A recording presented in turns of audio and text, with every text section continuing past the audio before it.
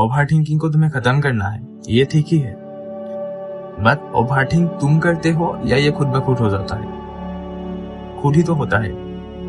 तो जब ना चाहके भी ये खुद ही हो जाता है तो तुम इसे चाहके खत्म कर ही नहीं सकते।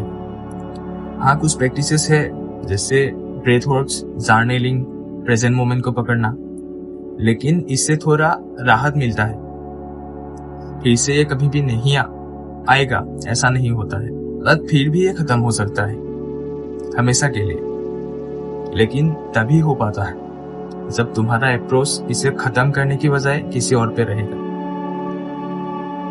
यदि इसको फुल्ली खत्म करना है तो इसको समझना जरूरी है। तो चलो इसको एक एक करके सिंपली समझते भी है और इसके ऊपर उठते हैं। तो सबसे पहले ये जानो कि ओवरथिंक बेवजह ही नहीं आता है। यदि तुम इसे एक प्रॉब्लम मानोगे तो इससे तुम्हें परेशानियां ही दिखेगा।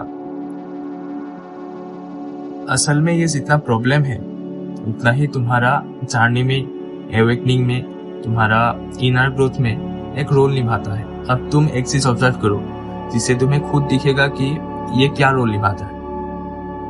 जब ओवरथिंक हो रहा होता है तब पता ही नहीं लगता है, सिर्फ थॉट बहता है, सोच पर सोच, एक सोच से दूसरा, दूसरे से तीसरा सोच बनता ही जाता है और तुम बस सोच को सोचते ही चले जाते हो। लेकिन इसके बीच भी कभी अचानक तुम कॉन्शियस हो जाते हो, एक अवेयरनेस आ जाता है। तुम देख पाते हो कि मैं इतना देर से कुछ तो सोच रहा था, लेकिन क्या एक भी थॉट क्लियर नहीं होता है, कुछ मीनिंग ही नहीं निकलता है। तो इनडायरेक्टली ओवरथिंकिंग ने क्या किया, तुम्हारा उस अवेयरनेस, उस कॉन्शियसनेस को दिखा दिया जो हमेशा से है ही, लेकिन थॉट के वजह से वो क्लियर नहीं होता है, वो दिख ही नहीं पाता है। शायद तुम एक बात सोच रहे होगे कि इससे अवेयरनेस दिख गया, कॉन्शियसनेस दिखा दिया, लेकिन इससे क्या होगा, इसके साथ ओवरथिंक खत्म होने में क्या कनेक्शन है? बट हाँ, इससे ही तुम्हारा ओवरथिंक खत्म हो सकता है हमेशा के लिए। ये अवेयरनेस और कॉन्शियसनेस ही तुम्हें ओवरथिंकिंग के बीच एक दिशा दे सकता है, जिससे तुम हमेशा के लिए इससे ऊपर उठ सकोगे और अप्रोच भी इसे खत्म करने में नहीं लगेगा। जैसे ये ना चाह के भी आ जाता है, जैसे ही तुम चाहो या ना चाहो, ये धीरे धीरे गायब होने लगेगा। अब से ध्यान दो, ओवरथिंकिंग मुझे हो रहा है, ये बात तुम्हें कब दिखता है? ओवरथिंकिंग होने से पहले भी पता नहीं लगता है, और जब तुम ओवरथिंकिंग के अंदर होते हो, जब तुम सोच को ही सोचते चले जाते हो, तब भी पता नहीं लगता है। तो ऐसे में तुम ओवरथिंक होने से पहले भी कुछ नहीं कर सकते हो, और जब तुम ओवरथिंकिंग के अंदर होते हो तब भी कुछ नहीं कर सकते हो।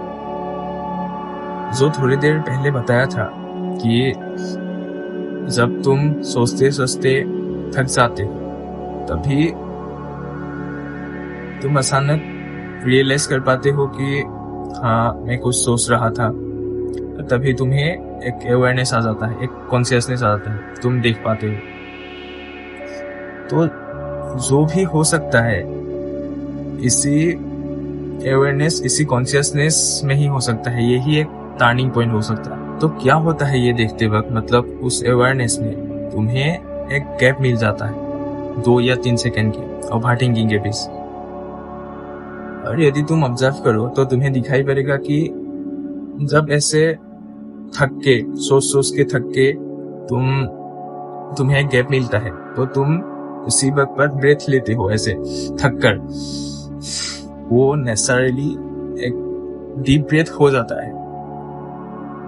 तो इसी में तुम बस उस अवेयरनेस को देखने की कोशिश करना, सिर्फ ऑब्जर्व करने की कोशिश करना, उस मोमेंट को देखने की कोशिश करना, उस गैप को सिर्फ ऑब्जर्व करने की कोशिश करना।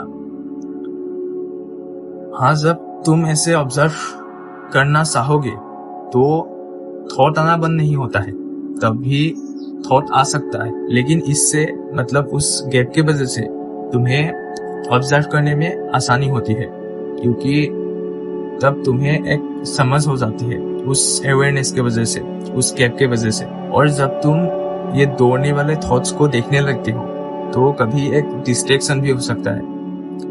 तुम्हें अंदर से डर लग सकता है, मतलब थॉट ही तुम्हें डरा दे सकता है।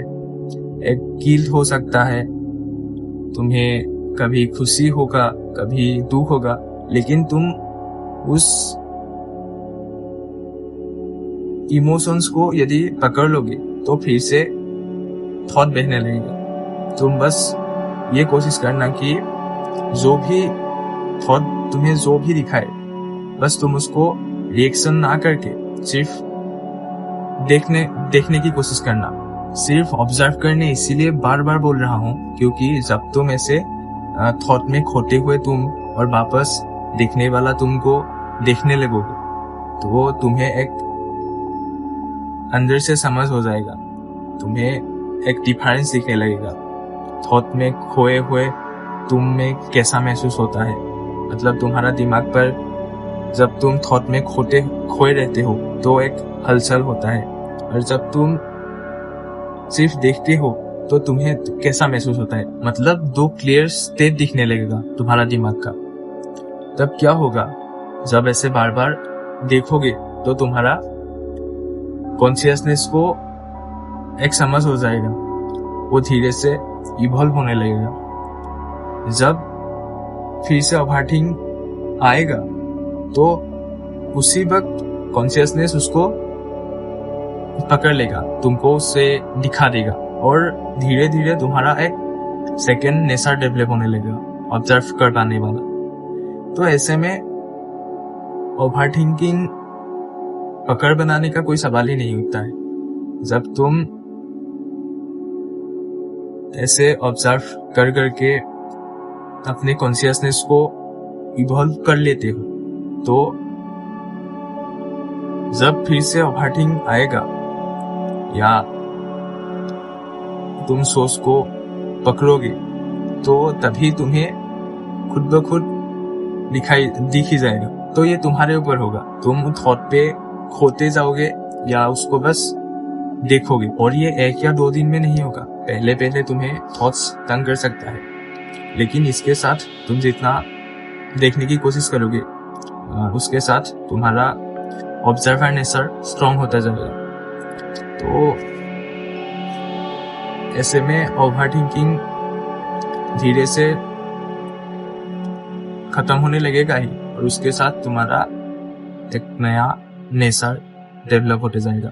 तो इतना ही था, तुम्हें ना इससे भागना है ना इसको खत्म करने की कोशिश करना है, बस एक छोटी सी डिफरेंस की समझ बनना ही काफी है। थॉट्स में खोए हुए तुम और तुम्हारा ऑब्जर्वर नेचर। Thank you.